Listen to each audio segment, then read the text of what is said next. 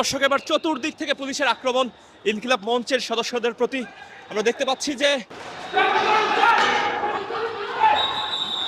Inter কন্টিনেন্টালের মোড় থেকে আক্রমণ করেছিল এবং পেছন থেকে, এবং একজন সদস্যকে পাওয়া গিয়েছে এবং তাকে কিন্তু উড়াধুরা দেওয়া হচ্ছে।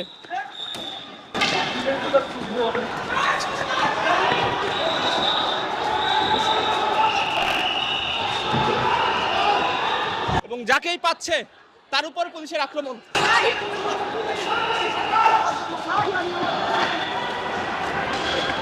যাকেই পাচ্ছে